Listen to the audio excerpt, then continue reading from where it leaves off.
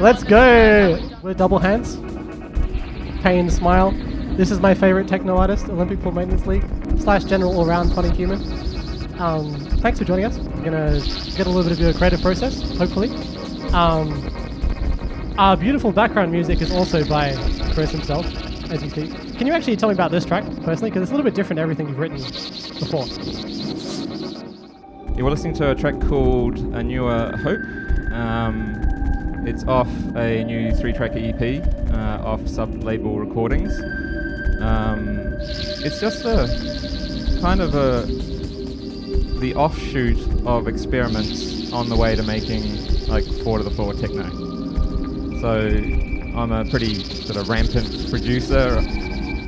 Yeah, so I'm like pretty pragmatic in the making process, and not everything makes the cut in terms of a sort of a 4-to-the-floor or dance floor piece of work. And so some of it's just scrapped, and other times sort of curious things like this just take shape, and they're quite quick and quite incidental. And if I don't listen to it for a couple of weeks or a month or something and come back to it, and there'll be something like quite curious and interesting about that. And yeah, they just get folded away into an experimental folder. And so when you write a piece of more ambient music like this, for example, is that your aim when you start out? Or does it just kind of develop in the ambient piece and you run with it? Like what is your, say you sit down and write a track, what is the first thing you do, essentially? Yeah, it's quite interesting. Generally, well, maybe in the last 6 months it's been straight to bass. Bass is the first track, and some sort of pattern there that will be replicated further up the frequency spectrum. So for mids and then maybe eventually highs. I usually leave the kick to quite later on the production process, but even amongst all of that, one of my go-tos is drones or ambience. Like, I just love that in electronic music and techno music. It's been super inspirational right from the beginning for me, whether it's melodic or just even textural. So something like that gets in there pretty early. So there's always that kind of floating foundation for something like this to just appear without needing to do maybe all the other kind of elements that make up a dance track. The thing that's still curious to me is, like, I'm not musical at all, and kind of wanted to be, but even early on in my life just realized that bad singer, unmusical, and there's kind of a techno thing in some ways. Maybe that's why we're attracted to it. But I was always kind of creative, and something about electronic music and techno in particular is it's, in a strange way, in my mind, spatial art, or like spatial sculpture. That's the way I actually kind of think about it. So I don't really need musical things, because I'm just thinking about things in space. And it's like almost like construction. So like my background essentially is visual arts and sculpture and installation and video. That's where I trained in. So it's been it's just been kind of a fun crossover to go into this sort of weird form of sculpture. Yeah, no, I can't think of anything you've ever said that resonates more with me, frankly. Like, I don't come from a visual arts point of view, obviously, but like, I really, really like your approach of taking music and making it less about music, if that makes sense, in a traditional sense. Like, I guess that leads quite nicely onto, when you write a track like this, for example, I hear a lot of people ask you, people like us, like, are you writing it from a particular emotional standpoint? Like, are you writing something like, I'm in a mellow mood, so I'll write a mellow piece of music? Or I'm in a really, I'm pumped up, I'm excited, I'm going to write something harder? Or is it just kind of whatever comes to you at the time? Like, do you have that association between emotion and music in your head? Yeah, not at all. It's kind of strange, actually, because I'm really curious about musicians, techno producers. I hear a lot that talk about ideas. I have this idea and then I put it down in the sketchpad being Ableton or your DAW of choice. But I can't even work like, I just don't work like that. I need to like throw something at the canvas, and then it's a response to that. Like, I'm letting the picture, again going to the sort of the art metaphor, let the picture start to arrive and tell me what to do, and that's like, it's so fun to think of it that way. So it's not conceptual at all, and any kind of emotional aspect is almost by chance. Like, it's just throwing a synth on seeing what that does frequency-wise, add reverb to everything because everything sounds good with reverb, and then I mean, like, to be honest, like, this is one of my earliest pieces, and it's still, like, I couldn't replicate it to save my life, I imagine. But yeah, it's such an amazing piece, even if I can say that myself. It's getting great airplay over in the UK at the moment, so, you know, long story short, it's not planned, it just comes out, and, but just with that penchant for the pad, the texture, that thing, because that does something to us sort of psychologically on the dance floor or sitting down listening. So I'm interested in what that is, just not knowing exactly how to do it, like scales and all that sort of stuff. You know, God knows. If techno and this kind of stuff is your first real foray into music as an art, who would you say were your biggest inspirations in terms of musically? Like, did you listen to, or anyone, really, that made you want to get into this? Yeah, well, showing my age to a degree is, like, the stuff that I was listening to in the 90s was, like, foundational. All the German stuff, like, off Superstition Records, Heart House Records, IQ Records. I was raving in New Zealand, like, 95, 96, and I was, like, just mind-blowing at that time. Like, couldn't comprehend from the context of grunge music in the 90s, that you could go out to a field or in the Port Hills in Christchurch, New Zealand, and hear this stuff and just not know how it was produced. So inspirational, like, incredibly. That got me into DJing, I guess, for many, many years, and I sort of lost interest in the last 10 or 15 when everything got a bit digital. And then just, about a couple of years ago, deciding to, like, dive deeply into the production process and really teaching myself, you know, to do it, because it's not easy. So what I find so unique about this genre of music and what we do is a lot of the tracks we write are specifically for the dance floor, right? Or specifically to be heard loud on a certain system. Much less so from, like, a commercial, go on Spotify and listen to something point of view. Is that something you consider when you write tracks? Are you trying to write tracks that are going to be played, you know, with that in mind? Yeah, no, totally. It's, well, I mean, apart from this more experimental stuff that's listenable, well, actually, it's maybe both, really, because a lot of my heroes, like people like Joachim Spieth and people off Affin Records, it's like, it's incredibly bass heavy, and you know that they're just, like, incredibly good at working that low end, so it's just going to sound amazing on a massive system. But there's something about the artistry and the kind of emotion in that electronic music that's still great for just listening to, sometimes even meditating to, which is, so for me, techno's always been, like, had that double-sided coin. But yeah, it's always with the understanding that this, because you're not hearing it at max volume in your studio, unless you've got a sub like yourself, which might help a lot. So yeah, there's a bit of guessing involved, or having just a hunch that this might do something to the body and chest on a dance floor, and you're just hoping that you can get into a room that's got a function one and it's gonna sound amazing. And actually, maybe to riff on that a little bit more, just our favorite producers in that techno genre in particular, like their sophistication and sound design and frequencies, it's like, yeah, they know what's going to go on in a big PA, so it's cool.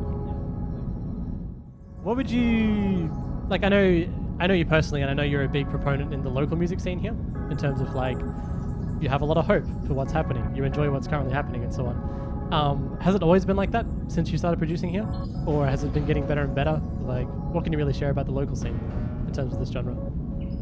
It's seriously looking like there's some quite amazing producers coming out of the woodwork, or who have been around for a while and just starting to get the opportunity to play again, get heard, go out, party again. I mean, just this last 6 months or so has just been so much more beneficial for growing the scene. But yeah, I know we've talked about this, and there's also, like, I've got this funny hope or hunch. It's like, what? It doesn't necessarily need to be Berlin. Why can't it be Brisbane? It's like, yeah, it's just like, culture follows something that's really important, and if there's the artistry and the passion and the creativity is there and being supported, like amazing venues like Quiver, then, you know, fingers crossed. I'm going to hand over to Brooke to ask more about Olympic Pool Maintenance League specifically, if that's okay. That last point is really interesting. I come from a theatre background myself, and that's a thing that I learned very early in my sort of theatre experiences, that it's like, you can't just sit here and go, oh, things are better in Melbourne, without actively trying to make it better where you are. Like, so much of being a person who creates things in the arts is like cultivating a space that is what you want it to be. So I respect that. Hello, I don't know, we didn't introduce our names. No, we didn't. Okay. I'm going to. My name's Brooke, and before, just to get this out of the air, I did work at BuzzFeed, so I'm going to be really good at this, just as a heads up. I have sort of a really important question for you, and it is, why do you hate graphic designers? I do all the design for Double Hands, and having to put your name on the poster was the bane of my existence, and I'm certain that I am not the first person who's had this problem. And I guess we could like make this an interesting question that's like, oh, where's this name come from? But more specifically, why is it so long? Yeah, I've noticed that with other graphic designers. Yeah, there's been issues in the past. It's really, I know, it's really silly. I don't know, just smaller font. Do you want me to go into about the name?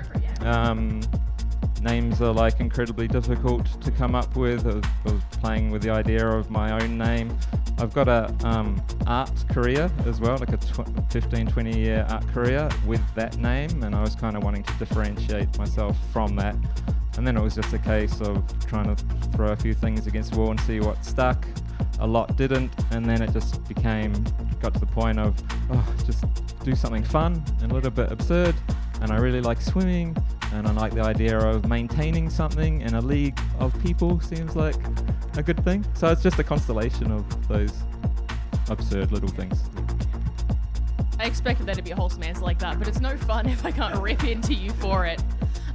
We asked on Instagram for suggestions of questions to ask you, and someone did ask, what are your pool maintenance tips?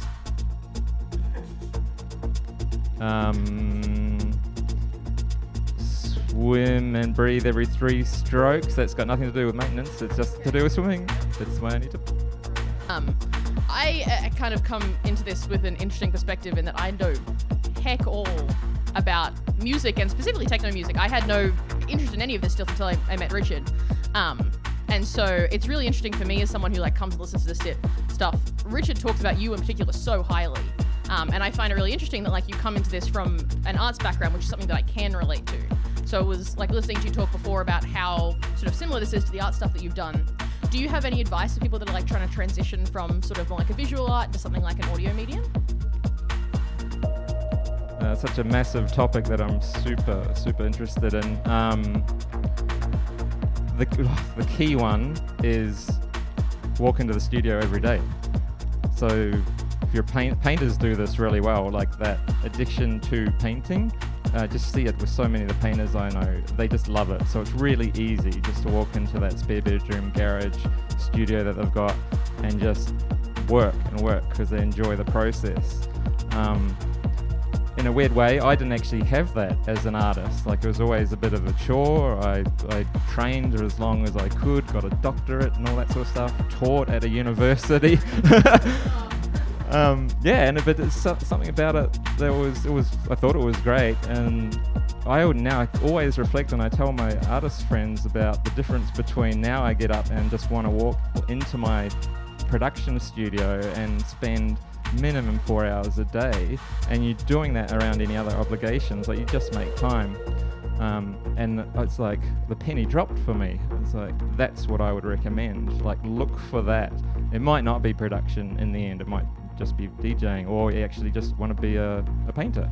But whatever that thing is that just makes you want to walk into that room to make without reason to make, like, that's the key principle, because that's creativity, that's imagination, and that's my hunch is that's where art kind of lies. It's like without the reason to make it and coming up with these sort of conclusions, and you're hoping you like it. That's a good starting point, and then maybe other people might like it. But primarily you walking into the studio, you committing to that process. It's like beautiful. It's amazing. Yeah, it's like, it's a hard balance to try and strike, I think, initially when people start out that have these creative minds and go, I want to create things. And then it's like, cool, I have that energy. What do I do with it now?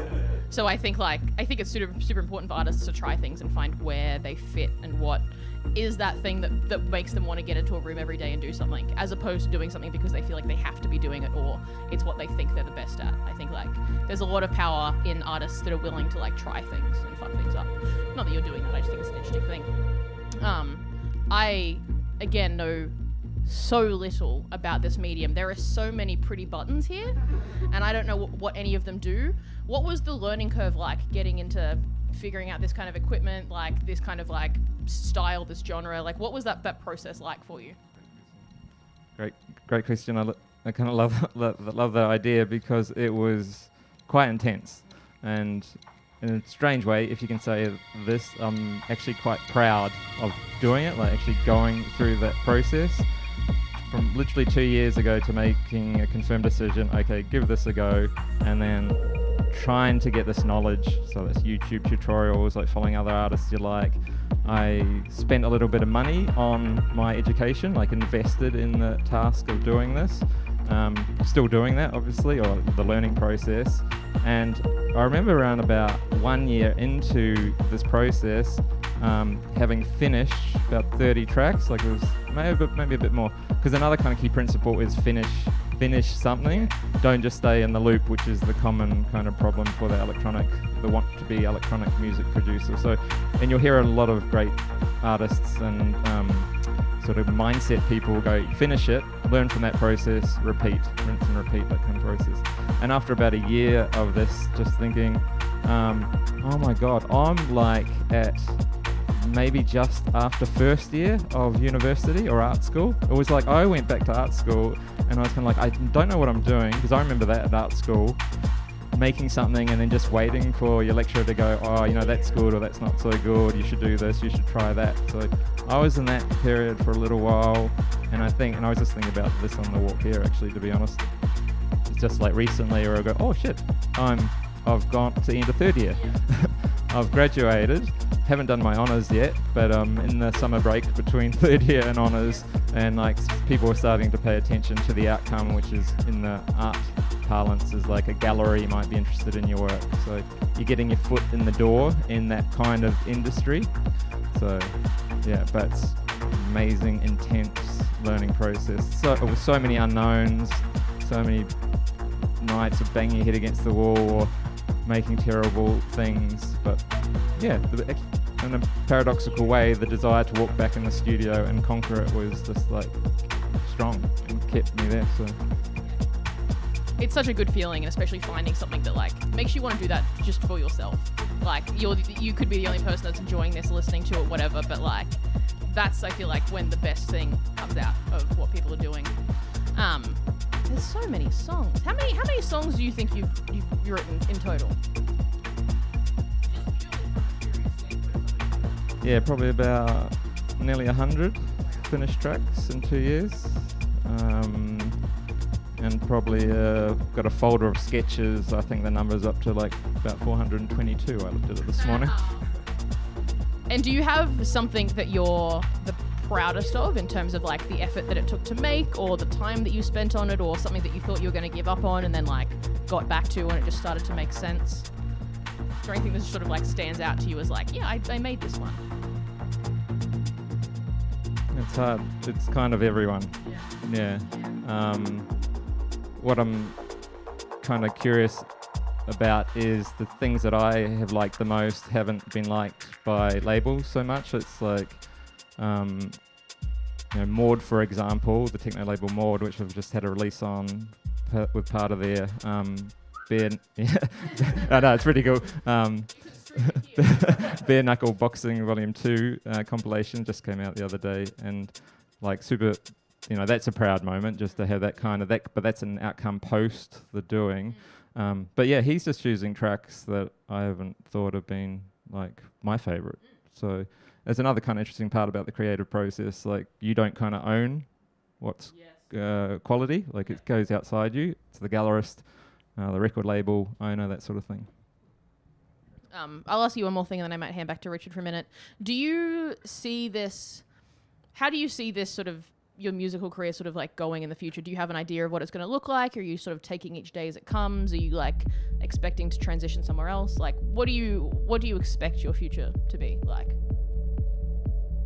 I've been pretty serious about it, and along with that is the idea that it can go super, super far. It's just really difficult to even contemplate what that looks like now in terms of travel, international travel. Another part of the industry that a lot of people talk about is the selling of music, or the streaming of music isn't income generating sufficiently. The touring is an important part of it if you want to go down that route. I'm still weighing all that stuff up. I'm getting older. The idea of having to travel internationally eventually to do all that sort of stuff, like, while is immediately appealing, I think if I think about it too seriously, it's like, oh, it could be just terrible. So really, it's just one day at a time at the moment. Loving doing things like this, hanging out with amazing other producers in the city, doing little events together, and turning Brisbane into Berlin. That's one of the things that I've picked up straight away as someone who has been on the fringe of this scene for a very short amount of time, is like the community aspect of it is really lovely. Like, there are so many people that know each other and like are supporting of each other. Like, you go to these events and they're just like nice. Like, I'm someone who's never like been out very often because being outside with people who are drunk scares me. But you go to a techno event and everyone like gives you space. Oh, it's so interesting. I think it's super cool. And I've slowly started to become one of those people that can just like listen to thumpy things and then just disassociate. It's such fun. I was like, I see the appeal now. It's good stuff. I enjoy. I'm going to hand back over to Richard, who never said his name at the beginning. This is Richard, to ask more real techno questions. Also, you arbitrary string of numbers 6479887756. Thanks, Brooke. That was dope. I guess one of the things I find most interesting about your discography in general is just the sheer amount of international kind of releases you have on various labels from all around the world, as opposed to being more necessarily Australian things, you know? Like, I assume this is from the internet, reaching out, connecting with people, and so on. Is this by choice? Is this something you actively seek out to do? Yeah, so go back to, or to contextualize my answer to that, we'll go back to this idea of the training, the work that goes in. Like, part of that is research into labels, or I like the word context, like the context that is going to suit your artistry or style of music, whatever that is. But I've also been part of groups that are good at telling you how to go about doing this. It's almost like a business kind of sentiment, like the work that's involved, how you communicate with a label owner on a professional level and that sort of stuff. So that was kind of told to me in this training process, and I really like that kind of idea, and in a naive way I just went with that. And that's, that is simply emails. It's simply emails to these amazing labels, and I was just super, super lucky. It was like the second major label I wrote to, which was Maud. But there's been heaps that you see that I even haven't listened to, like your playlist on Spotify. There's still plenty of that going on. I've just been like friggin' lucky. But yeah, they've got context, like looking for a place where the music's gonna fit, and part of it's like, why not just go aim high. Do you have a bigger desire to create music for people to listen to, or a bigger desire to create music for like a dance floor setting, like an experience? Like, if given a choice between someone listening to your track with headphones in beds versus on a huge sound system in a club, like, what would you choose? Both. I think it can be done. Listening to like Norback, Norback Hayes. I was listening to some of his tracks, I think the last couple of days, just sitting in a chair at home. And they're amazingly textured and fascinating. And then kind of because the default is we are listening to it more so on headphones than we are actually doing it in clubs. And I played at parties where the sub is been, local parties where the sub has to be turned down, that sort of thing. So we're not even getting it greatly in some context, which is, understand the situation, cultural situation and business situation and Fortitude Valley. So we have to work with that. But yeah, so it's listening as well as getting down. Yeah, so I guess a follow-up from that is like, what would your ideal live setup be?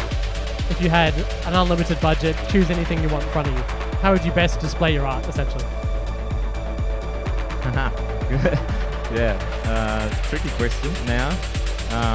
So yeah, we've talked about this, or I've talked to you about this in the past. Because we spend so much time in the production process and with mix down and to a degree mastering your own stuff, I've always struggled with getting that stuff out into the live situation. Like some of it is made on some Electron hardware, but like the preparation of doing that or getting, and what I have done in the past is got my tracks ready in stem version to play on an APC-40, which theoretically you can launch sort of any clip at a time. But it's been such a headache preparing. Long story short again, I think I just want to play the tracks DJing. So I'm starting to lose interest in setting things up. And even if there was a limited budget to it, it's not about that, because it's about the time and the preparation. When I want from 0 to about 6 or 7 minutes done, polished, and then out the door. So to me, that's the art, that's the painting, and then because it just gets further reach through streaming and sales and other DJs playing and all that sort of stuff. So that's the philosophy around that. I had a question. Have you done anything yet that sort of combines your audio art and your visual art, or do you have any plans for something like that in the future that like merges these two things together, or uses one to showcase the other, or anything like that? Yeah, there's great potential for it actually. Yeah, I think I'm going to play some of my video art stuff at a gig night before we're doing our thing with Brian Tsai, at Backbone Youth Arts, I think it is, on the 14th. Yeah.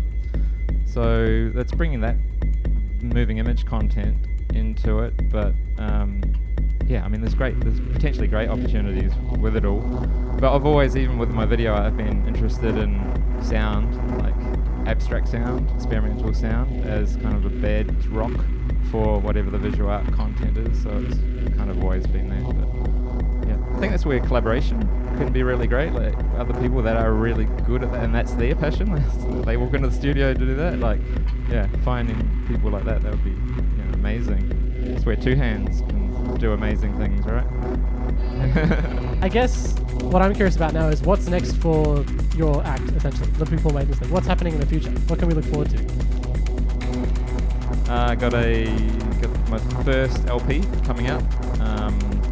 Date unknown. Hopefully it's this year with Diffuse Reality. So another amazing techno label. And we're doing a vinyl. So that's another amazing kind of thing.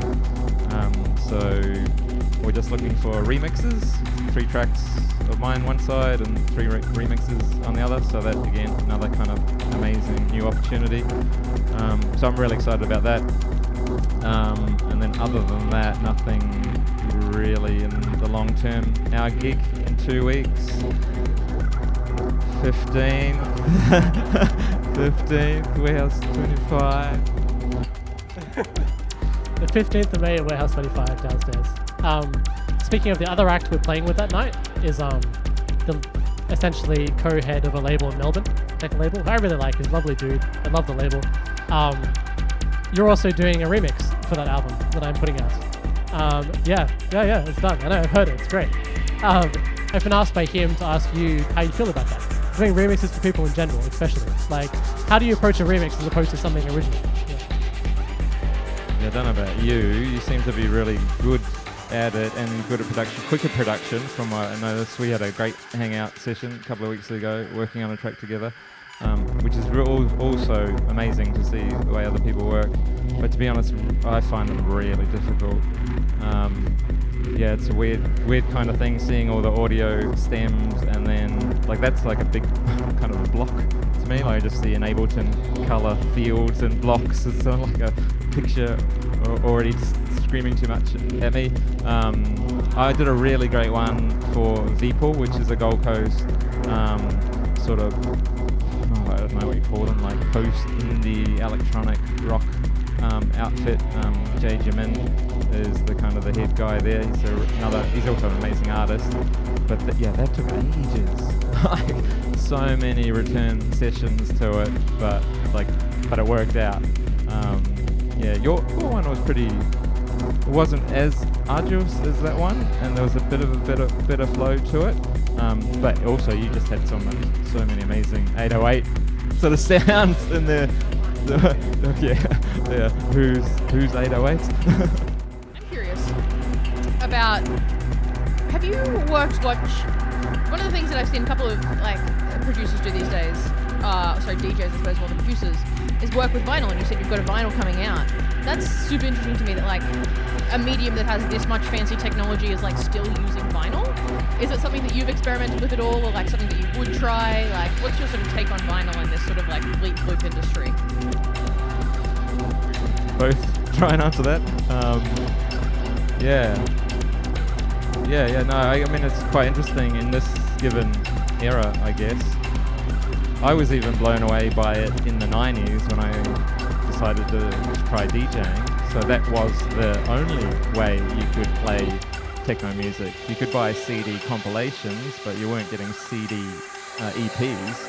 So all EPs were on vinyl. So you'd be going to the record store and just searching through all these imports from Detroit, Berlin, UK. So that was just normal. But it's just carried on, hasn't it? It's just like, people talk about the richness of the sound, character of the sound, something to do with the grooves in the vinyl of being able to hold bass frequencies better or something. I think I read David Byrne from Talking Heads. He's got an amazing book called On Music, and he talks a fair bit about the invention of vinyl and goes into some of the subtleties about the width of the grooves and the recording process of, in that time, like early 1920s sort of era, like how you would record bands. It was a whole new kind of process that they had to learn from. And we're 100 years down the track of that experimentation, and we're still playing vinyl. The most underrated thing about it, I think, is people understand what you're doing as a DJ. Like, if you come up here and you're just twiddling knobs and playing music off USB, we know what's going on. I suggest most people don't, I have no idea what's going on. I'm like, those are some good knobs that are being twiddled. Yeah, exactly. But if you're playing a vinyl, you actually have to physically pick it out, put it down. Everyone can see the label. People might recognize it, know what's coming, etc. I kind of want to ask you an interesting question based on one of your Instagram videos, actually. You played a set that I was at the Flaming Galah a while ago. And someone in the audience heard one of your tracks and basically like invented vocals for it. I guess what I'm trying to ask is, like, what do you think about this kind of music and how like catchy it is, for lack of a better word, or lack of it? Like, yeah, it's interesting, isn't it? Yeah, it's like, is it actually pop? Are we making pop music? Yeah, yeah. I think about that a lot, actually. Years ago, I was going to a lot of sort of experimental ambient things at the Powerhouse. So Room 40, Lawrence English has been doing that for a long time now, and it was a context where there were beanbags or pillows, and you could just like lie down, and there'd be this kind of beginning, slowly ebbing flow of music and a crescendo, and then an end point. It just took half an hour instead of 3 minutes, but I was kind of like, oh, it's just a pop song. It's got this like intro, chorus, verse, blah blah blah, and yeah, similar thing. It's like, you're on a dance floor and you're getting a techno funk groove going, and you're like, or you're sort of singing to yourself. So yeah, it works. It's pop. What I'm most looking forward to actually on the 15th is Chris's live act, because he loves it. You know, I've yet to see someone perform in person who genuinely loves their music as much as you do. Like, if you've ever seen yourself play music, you're like dancing all over the place, really getting into it. It's awesome. It's so good. You can't help but like walk into that door and be like, yeah, hell yeah, I can get behind that. Like there are many more famous DJs, and I'm not famous, I also do this, who struggle with that, you know? Will come up and they're too worried about like how to make everything sound perfect rather than just like enjoying it, for lack of a better word. Like, I'm assuming this is something you haven't thought about? Just catchy, yeah. Oh, okay, you're talking about that one. Yeah. Sorry, yeah, I was playing live. That was my first kind of live stems, because live, I don't know. Yeah, let's call it live stems, I guess. They're super fun. Brian Tsai organised that. So another, also Quiver legends. I guess they've played here many times. And by all accounts, I didn't experience it, but the PA was epically loud. Yeah, no, someone must have slipped the sound man some money that night, because it was so loud. Like, I don't know if you can notice from where you were, but like, all the PAs are pointed away from the booth, so you can't super tell. People had to leave the front and just go upstairs or to the back just to experience. I loved it. It's great. You know, like, actually, follow-up question on that. When you DJ at places like this, are you wearing earplugs, or any kind of earring protection? Or no? Okay, that's fair. Is this something you've thought of or heard of people doing? So, just in the last week or so, someone in one of the techno communities I'm part of did a post about tinnitus. So he was experiencing it and just doing a call out, like, what do you do when you get it? So it's quite a problem, I think, in our industry. I just haven't had a chance to be in those loud contexts enough yet, but probably in a professional level as well, worth thinking about in the future. Just from a personal point of view, one of the things I'm looking forward to you do more is beat match properly, like, because it's hard, that, like, I think we're gonna have a lot of fun, especially in that first game together. Like, I've noticed when you mix much more like you're mixing vinyl as opposed to like mixing like tracks. Like, is beat matching something that's always you've just gotten then, or is it something that like you had to work really hard on? Yeah, I'm not a big fan of DJing actually, to be honest, but anymore. But I did. I loved it with vinyl. Yeah, contextually, if you think back to the 90s in New Zealand, there was so few DJs starting out at that time. Many people without skills. And so I put a fair bit of effort into the beat matching process, and you suddenly started to see like skill level go up as the parties went on over the years. So, but there was a period of time where it's almost like track finishes and you do a like funny crossfade, a train track kind of thing. But I guess it was also new in New Zealand at that time, I guess. But yeah, no, I do treat it like vinyl, and because I also treat the tracks like, because I know we're different in this, and the interest. I think it's kind of interesting, rather than a beat tool kind of thing, chopping and changing. Like, maybe it's just a lazy thing, or just because of the way I think about my productions. Literally, the first 32 bars, like, just get into that and then let 5 minutes play out, because that person has spent, in my case, ages trying to make that, and so it gives me the shits when I get mixed out of. Like at the 2 minute mark. Not really. Because another kind of amazing thing that's happened is Rodhead played one of the first mod tracks, Camel Privilege, in this Beatport thing he did in the TV tower in Berlin. I think it was around about 2nd of January or something. It was a big streaming thing because no one was going out in Europe at the time.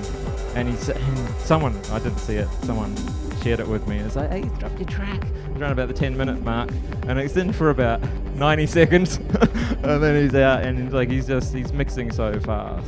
So I mean, it's the medium. Like once it, again, when it goes out of your hands, it goes into another artist's hands, and they can do whatever they want with it. Yeah. That reminds me of someone else. 8875, 30 songs in 30 minutes, 5/6. We're not talking about that. It's yeah, okay. All right, fine. Yeah, I genuinely apologize for butchering a lot of your songs. I do it, and I still do it. I don't tell you, so that's why. Yeah, I did one today actually. I used probably 2.5 minutes on one of your tracks. It's not bad for me. Ointment Classic. Oh yeah. Yeah, it's a good track. Sorry, on that. Yeah. Where do the names come from? Yeah. I heard the word Camel Revenge before. Camel Privilege. Camel Privilege, that's what it was. And what was that? Ointment? Ointment Classic. Ointment Classic? Yeah. Do you just sort of like put a bunch of names in a hat and then spin a wheel and then throw a dart at a board and go, those are all nouns? Or like, is there like a deep meaning behind all of these? Well, with a name like Olympic Pool Maintenance League, it's got to continue a methodology.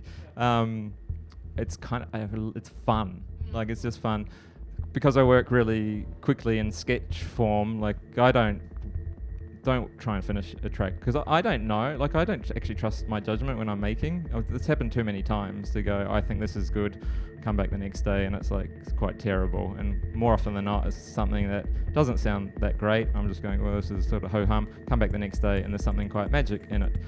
So I'm working quickly in that regard and only spending like half an hour to get something good to listen to at another point. And so that's getting saved straight away to Ableton as a project file. And it just in terms of like admin and organization, I just give it a name. But that it's also imaginative and creative, like because you are tapping into what is that mood. What am I currently thinking about? What have I been reading at this particular time? All these sorts of things sort of help. And yeah, I'm getting great feedback on all the names. So yeah. Yeah. So just if I'm understanding that correctly, do you name your tracks pretty early on? Like yeah, it's been like a minute or two of audio produced. Like just yeah. So what I'm hearing is that you have like organized file conventions. Because that's not something that we understand in this house. That's very confusing. I'm fairly certain if you're a producer, it needs to be like kick drum final 2, or like otherwise you're not a real producer. I'm sorry. It's just because yeah, it's like chaos. It's chaos in the imagination process. It's chaos trying to make. There's be nothing worse to me than trying to like locate something that I just thought was really great. So, and I've developed that over years and years of being an artist as well. So yeah, it's just professional development, I guess. Yes. Yeah. What is your favorite cheese? Blue. Good answer. I'm not doing that into the microphone. That's it.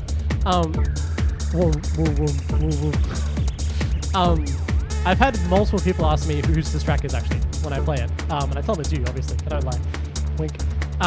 And it's because of this part with the gated. It's so good. Like, how did you make that sound in particular? Who knows? Who knows now? The immediate thing that struck in this was the dusty perk. So it's really kind of like the long attack on the hi-hats and rides. So it's kind of that's a really nice bed up the top. And then I had that stabby thing, the boop, and some of that melodic motif. And then I was just in that like second half to the break that, and I think it might be a massive patch. Yeah.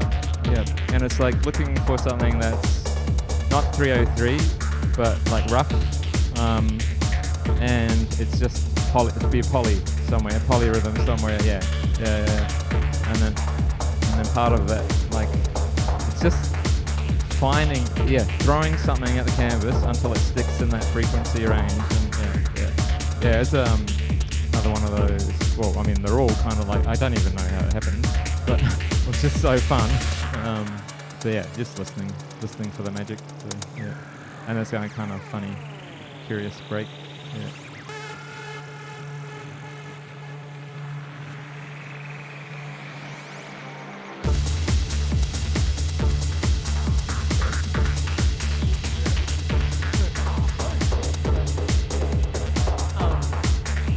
I don't know how you pack so much energy into a groove, basically, is what I'm trying to get at. Like, it's like, one of my favorite artists, like, I think I know who it is, I don't want to butcher it just in case I forget, mentions when he's looking for records, he'll listen to like a bar and then can it. Like, he can tell like initially by the groove if it's going to be worth his time or not, kind of thing. This track is one of those tracks that I listen to a bar and I'm like, I love it. I don't really care what happens to the rest of it. Like, it's just infectious, like, the way it pumps is so good. Something else I wanted to ask you about this actually is just the hi-hat specifically.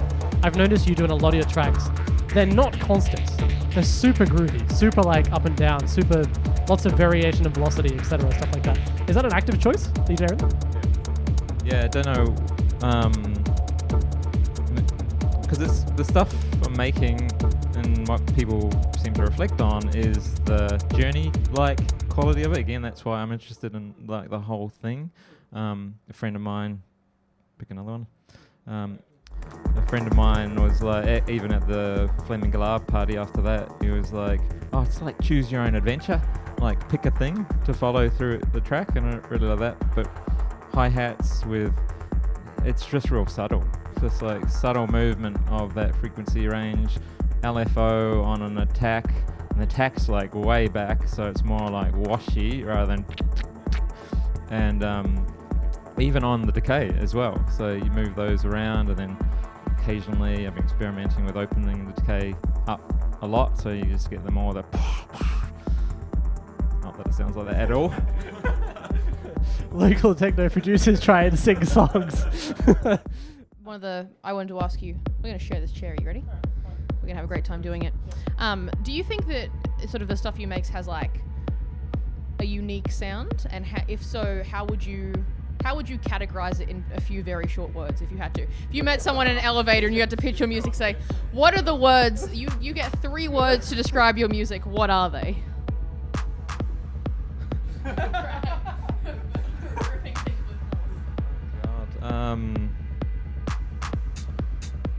So driving, textured,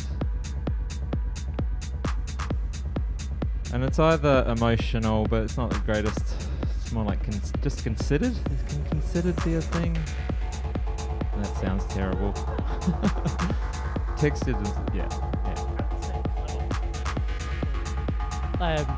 Not to toot someone else's horn or anything, but I would say intelligent / clever. Like, I've noticed a lot of your tracks, including this one actually, have a lot of like the particular elements aren't introduced where you think they'd be, like kind of traditionally, if that makes sense.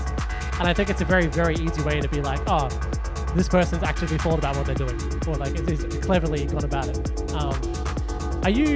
What I'm more curious about is, are you actively trying to write stuff that no one else has written before? Or are you just writing stuff that you enjoy? Like, because it's worked out like that, in my opinion. No, it's a great question, because like I'm just putting things in where I think they should go. So if that's unique to the art form, fantastic. But I've just loved creative techno music, like the stuff that just suddenly does something that you're not expecting, like on a big PA. That's just like, that's mind-blowing stuff. And I'm thinking like, what a human to have done that. You know, that's fascinating to me. So I'm definitely playing with that idea of things. Yeah, absolutely. Part of the having no training with musical anything, so that helps in terms of where things might come in and out and all that sort of stuff in terms of the orchestration and the arrangement of the track.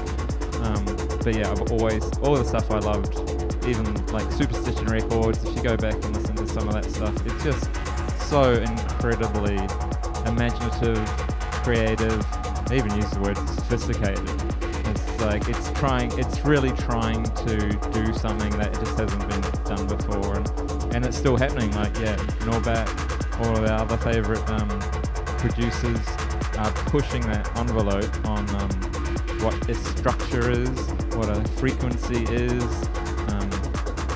synthesis in a new way, what sounds can be made. So yeah, no, it's like I care about it a lot, I guess. Yeah. So we talked a little bit about where we think you're, sort of heading in the future.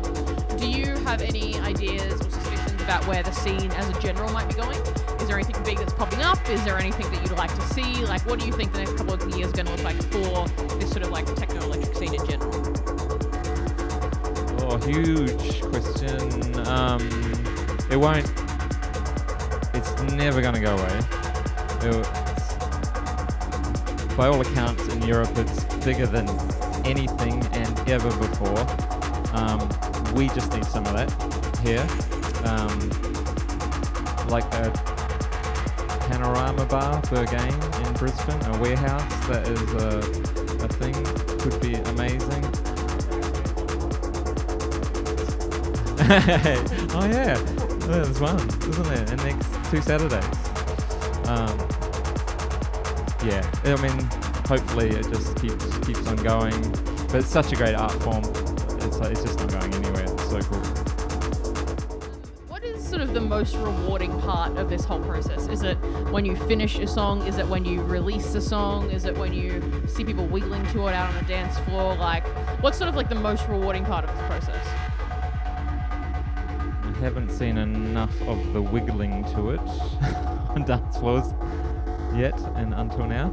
So hopefully in the 15th. It's all of it. It's the walking in, getting over the distractions, the fear to walk into the creative process. That's always, fantastic, got there. Make a sketch, that's half good or not. Finish a track, gets signed by a label. They're all amazing moments. I can't actually say which one is better. Like I'll probably go home now and like finish a sketch I started this morning, and that'll be a great day. Do you have any like secrets? Just at all as a person, please tell me about the murders you committed. Do you have any secrets, sort of, or like tips maybe for people who would be getting into this for the first time, sort of exploring this? Your adoring fans who look up to you. Yes, I'm basically speaking on behalf of Richard alone. Do you have any sort of tips or like trade secrets or things that you do that you think make a big difference in this process and make things a little bit easier? I sort of talked about that. Really, that's that commitment to the practice, commitment to whether it's either just learning, figuring out what you got to do here. Like, to produce, I realize there's about 1,000 little things to like figure out. But somehow along that process of just accumulating knowledge via experience, by repeating a process of finishing a track, just things slowly accumulate. And if you're part of a community, which I am, it's called Finish More Music. Actually, I'll give it a plug. It's run by a guy called Keith Mills.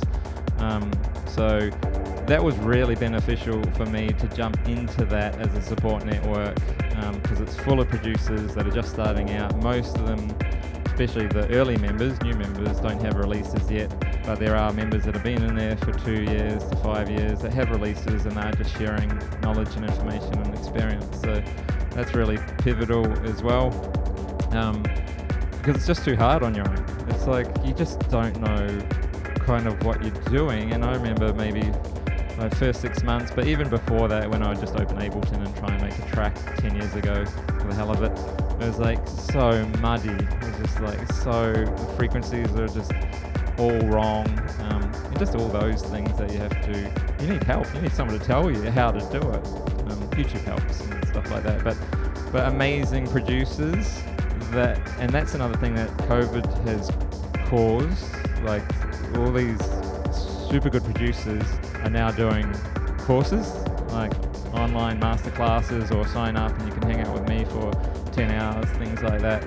Like, that stuff's absolutely gold. And if you can get halfway through a production process and get someone like that to give you feedback on your music, peer groups. We've got a little Facebook group where we share tracks with each other and just get that reflection, just to get a bounce off someone else. Listening to your stuff with someone else in the room is also like a phenomenal thing. Like, you're thinking something could be amazing, and it's like you're hearing it for the first time through someone else's ears. So that can really tell you a lot without anyone having to say anything. So find your community, stay committed, keep walking to that studio, finish track. Don't stop mucking around with the loop. Yeah. That was actually going to be my next question. Do you find it hard to finish a track in terms of being like, this is good enough, I've put enough work into this is done, or is it like easy enough to be like, okay, yes, this is ready, or do you find yourself fiddling with things, getting it perfect? Yeah, that's another kind of interesting point, because there's this thing with the law of diminishing returns, and it really applies to trying to figure out get a loop out into an arrangement review. It's around about the 70% mark. Maybe a tip that I learned from Keith Mills effectively was at that 70% mark, every 20 minutes, half an hour after that, you're only increasing it by a marginal percentage, and it's just becoming too long for beneficial improvements. And it really applies early on in this production process. And so I was doing that for maybe the first 20, 25 tracks that I kind of actually tried to finish. And then something started to happen where I was like, okay, now I understand that whole process. Now I can actually work a little bit more pedantically on that last like 20% to get it to 90%, just because I knew a little bit more of how to get the polish going. And it's all to do with frequencies and making sure the mix down sounds good and nothing's muddy and all that sort of stuff. So, yeah. Speaking of, are you often using reference tracks and stuff like that, comparing it to other people's tracks to see how they'll sound? More so for structure as well. Like, I don't know if you necessarily do this, but I know a lot of people who will take a track, figure out what's happening where, and just replicate it, essentially. If not the same track, but the structure. Yeah. It's well worth it. It's such a great learning process. I started out like that. Again, because I didn't understand verse, chorus, verse, and it didn't just seem to apply to techno. I didn't understand how it sort of does in some tracks, but when I was really diving deep and chucking into Ableton, and I sort of color code what's happening in the first 32 bars, 64 bars. A lot of my favorite tracks, nothing was happening until 64 bars. Like the build-up was happening, and then there'll be kind of an event. I just call them events. Like, it's not even like a breakdown or something. It might be a little stutter kick at 64 bars, and then it's sort of the predominance of what the track is about is going to happen between 64 and 129. And then you like DJs mixing out unless they go earlier. So learning that was really fantastic. So, and then you just sort of apply that intuitively whenever you start to write yourself. So, yeah. And then also, I'm A-Bing often. So I've just got my keys, like 1 to 9 on the keyboard. I've got 9 reference tracks in Ableton up the top, and so they're just queued. So I'll be jamming away. I'll get like a lot of sounds in the mix, so the frequency spectrum is mostly filled, and just hit any of those keys, and it'll be like a Yakum Speed track or a Ben Clock track, and so it's the professional tracks mixed down, and so I'm just listening for like lots of different things, whether it's got the body and the depth of those amazing pieces of music, but also like level of the kick, level hi-hats, and it's just really quick, and you just go, oh yeah, I'm a little bit loud there, or that can go up. So. I wanted to ask about sort of the technology that is used in this process. So I assume you work in Ableton. But then what else is involved? Where do your sounds come from? Do they come directly from the Ableton suite and what they offer? Are there like websites that you get this from? Do you record your own sounds? Like, where does everything that is involved in these final songs come from? So I'm a presets cat junkie. Not even much tweaking. People seem to think it's important to tweak sometimes, but go-to actually for people in the know is Pigments. Love Pigments. Massive. I've got the Roland suite, so opening up some of the classic VSTs like Pro Mars is actually really amazing. So they are synthesis. Most of it is synthesis, so it is like an instrument that is making the sounds. Drums, hi-hats, all that sort of stuff. It's mostly samples, obviously. Textures can be field recordings, either bought, or sometimes I'm recording stuff on the phone. You can go out and get sort of ambient crowd noise anywhere around. It's always valuable at the top of a techno track. Excellent. Wow. I think that's pretty much us from us. One more time. I think that's pretty much it from us. Thank you everyone for listening, and thank you Olympic Pool Maintenance League for sharing with us your Olympic pool maintenance tips. This has been very fun, and we're going to be doing this here at Quiver for the next 2 weeks. So we've got this today. Next week we'll be interviewing 88756. Whoa, it's right here. And the week week after that, we will be interviewing Administrator from Connection Verified. And that's going to be... So next week is arbitrary date, the 8th? The 8th of May. The week after that will be the 15th, and the gig is that night. So if you're in Brisbane and you want to come, it's called Lost in Sound. You can find it in just sort of the Brisbane section of Resident Advisor. Tickets are $15. It's going to be at Warehouse 25, the bunker space in Milton. So there'll be like drinks and a bar up the top. There's food up the top, and then you can come on down, wiggle with us. Myself and my housemate are also doing a visual installation that we haven't started yet, but it's going to be really good. We have big plans for it. So there's going to be some incredible music, some very fun art, and some very wiggly times. So, thank you very much. Thank you for joining us. I'll give you guys